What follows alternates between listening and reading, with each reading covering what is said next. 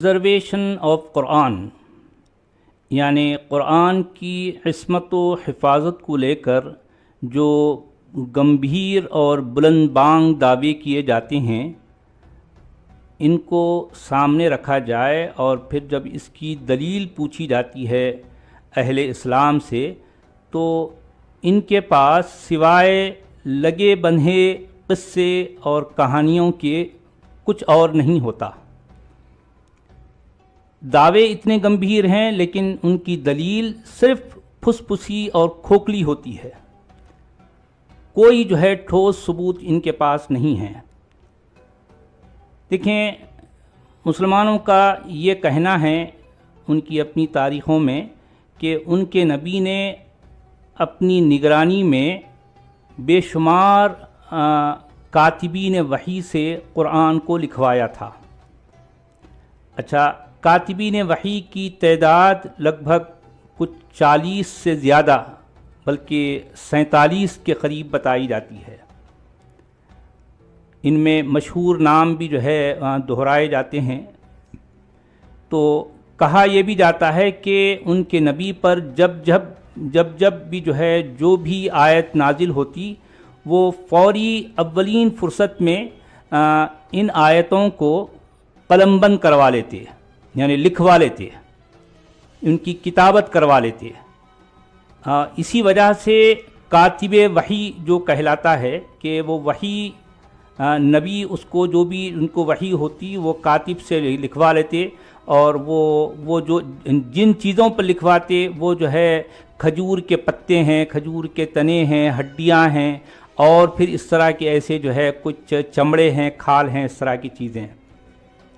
تو سوال یہ پیدا ہوتا ہے کہ جو ہے نبی نے جب اپنی نگرانی میں جب بھی وحی نازل ہوتی ہے اور اتنے کاتبین وحی کو لکھنے والے اتنے سارے ہیں، تو ہونا تو یہ چاہیے کہ نبی اپنی نگرانی میں ایک کتاب کی شکل میں اس قرآن کو مدون کر دیتا، کیونکہ نبی کی سب سے اہم ذمہ داری یہی ہونی چاہیے، کیونکہ دعویٰ اس نبی کے بارے میں یہ ہے کہ یہ آخری نبی ہے، اس کے بعد نبوت کا سلسلہ ختم ہو چکا ہمیشہ ہمیش کے لیے، اور یہ کتاب آخری کتاب ہے، اور یہ پیغام، یہ ہدایت نامہ آخری ہدایت نامہ ہے، رہتی دنیا تک کے لیے ہے، ساری انسانیت کے لیے ہے۔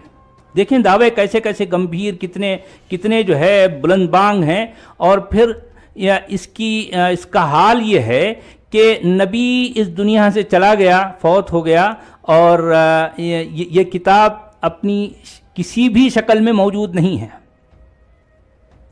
کہنے کو تو اتنے وحی کے لکھنے والے ہیں، اتنے سارے 40 ہیں، 45 ہیں، 48 ہیں، جو بھی ہیں، لیکن ان کی لکھی ہوئی یہ وحی آخر ہے کہاں؟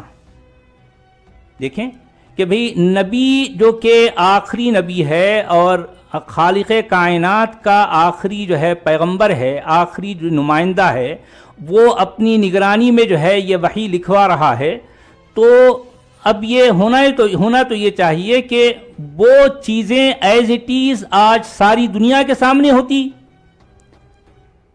وہ جو کاتبین وحی کی لکھوائی گئی چیزیں جو جس حالت میں بھی ہے، اگر واقعی اللہ اس کی حفاظت کرتا ہے، اگر اللہ نامی کوئی بابا، آسمانی بابا ہے، تو یہ اس کا بھی کام تھا، اس کی بھی ذمہ داری تھی کہ اس کو ایز اٹ از، تاکہ آج دنیا کے لیے وہ واقعی ایک غیر معمولی چیز ہوتی ہے، واقعی غیر معمولی چیز ہوتی ہے کہ جو ہے نبی کی نگرانی میں لکھوائے گئے جتنے نسخے ہیں، جتنی کتابتیں ہیں، سب کے سب موجود ہوتی، محفوظ ہوتی، معصوم ہوتی، وہ آج اپنی اصلی حالت میں ہوتی، تو لوگوں کے سامنے یہی چیز اسلام کی دعوت، اسلام کے فروغ، اس کی تبلیغ کے لیے سب سے بڑا ذریعہ ہوتی ہے کہ دیکھو بھئی یہ نبی کی نگرانی میں جو ہے لکھوائے گئے یہ نسخے ہیں، یہ ہڈیوں پر، یہ تنوں پر، یہ فنا پتوں پر، ایسا، تو اس کی حفاظت جو ہے کہ اللہ کو کرنا چاہیے تھا۔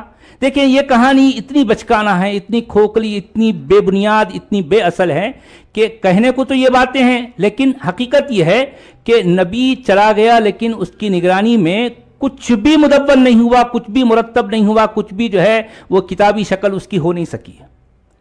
نبی چلا گیا، بغیر کچھ اپنی ذمہ داری کو نبھائے ہوئے اس دنیا سے چلا گیا.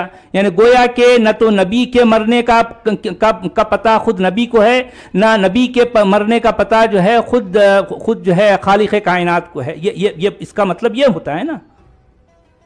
اس کے بعد خلیفہ اول ابو بکر آتے ہیں. ان سے جب عمر کہتے ہیں، کیونکہ وہ جنگ یمامہ کے بعد جو ہے بہت سے جو حفاظ وحی ہیں، جو وحی کے قاری ہیں، وہ لگ بھگ 70 سے زیادہ یا 77 جو ہے مطلب وہ جو قراء ہیں وہ اس جنگ میں جو ہے شہید ہو جاتے ہیں. تو عمر کو یہ خدشہ ہو جاتا ہے کہ جو ہے اگر یہی حال رہا تو قرآن ہم سے ضائع ہو جائے گا. اب پتہ نہیں کتنا قرآن ضائع بھی ہو گیا واقعی. جو اصل قراء تھے اس میں سے اتنی بڑی تعداد تو جو ہے وہ اس جنگ میں جو ہے شہید ہو گئی. اب جو بچے کچے تھے، عمر کے جو ہے کہنے پر ابو بکر نے جو ہے یہ کام شروع کرنا چاہا، لیکن ابو بکر نے عمر کو کہا کہ اے عمر، میں وہ کام کیسے کر سکتا ہوں جسے نبی نے خود اپنی زندگی میں نہیں کیا. دیکھیں وہ بے ڈھنگا کام وہ کام نہیں کر سکے تو یہ بھی نہیں کرنا چاہ رہے ہیں. یعنی اتنی اہم چیز کو ایک کتابی شکل دینا نہیں چاہ رہے ہیں.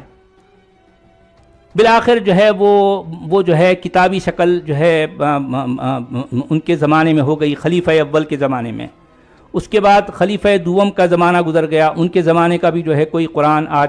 تو میں کہنا یہ چاہ رہا ہوں کہ آج پوری دنیا میں جتنے بھی نسخے پائے جاتے ہیں وہ سارے کے سارے 8ویں 9ویں 10ویں عیسوی کے ہیں. پوری دنیا میں نہ تو نبوی دور کا کوئی قرآن ہے، نہ تو جو ہے صدیقی دور کا، نہ فاروقی دور کا، نہ عثمانی دور کا. عثمانی دور کے بارے میں تو یہ کہا جاتا ہے کہ عثمان نے اپنی نگرانی میں لگ بھگ 11 سے زیادہ نسخے لکھوا کر دنیا جہاں میں بھجوائے تھے. ان 11 میں سے کوئی ایک نسخہ دکھا دیں، یہ میرا اوپن چیلنج ہے. علماء اسلام سے یہ میرا اوپن چیلنج ہے کہ عثمان کی نگرانی میں لکھوائے گئے 11 نسخوں میں سے کوئی ایک نسخہ، کوئی ایک مصحف مجھے دکھلا دیں. کیونکہ دنیا جہاں میں بھلے وہ تاشقند ہو یا ٹاپ کاپی استنبول ہو یا جو ہے مشہد حسینی قاہرہ ہو یا الجامع الکبیر صنعاء یمن ہو یا جو ہے برمنگھم یونیورسٹی کا جو ہے جو مخطوطہ جسے کہا جاتا ہے اس کی بھی ایک عجب کہانی ہے. ان میں سے کوئی بھی ماہرین مخطوطات کے مطابق ان میں سے کوئی بھی نسخہ، کوئی بھی مخطوطہ 8ویں صدی عیسوی سے پہلے کا نہیں ہے. اب آپ اندازہ لگائیں کہ 632 میں نبی کی وفات ہو چکی خود مسلمانوں کی تاریخ کے مطابق، اور ہمارے ہاتھ میں آج جو نسخے ہیں وہ کون سے ہیں، کب کے ہیں؟ 8ویں صدی عیسوی کے بعد کے ہیں. لگ بھگ یعنی یوں سمجھیے کہ جو ہے 150 پونے 200 سال کا جو ہے بیچ میں اتنا گیپ ہے. تو اتنے گیپ کے بعد یعنی اس بیچ میں کیا ہوا کوئی نہیں جانتا، کسی کے پاس کوئی ثبوت نہیں ہے. موجودہ نسخے، یہ بات یاد رکھیں، ذہن نشین کر لیں. میں خاص طور پر مسلمانوں سے جو ہے یہ بات کہتا ہوں کہ موجودہ تمام کے تمام نسخے 8ویں صدی عیسوی کے بعد کے ہیں. یہ بات بڑی اہم ہے، اس پر جو ہے ہم سب کو غور کرنا چاہیے. اور کسی کے پاس میری ان باتوں کا رد ہے تو میں ہر وقت تیار ہوں، وہ مجھے مطمئن کر سکتے ہیں لائیو. جو لوگ سوچنا سمجھنا چاہتے ہیں اور جن کے نزدیک سچائی عقیدوں سے کہیں زیادہ اہم ہے، ان کے لیے میری ان ویڈیوز میں بڑے خاص نکتے اور بہت سی نشانیاں ہیں. اب آگے وہ جانیں اور ان کے صدیوں سے چلے آ رہے کھوکھلے اور بے بنیاد عقیدے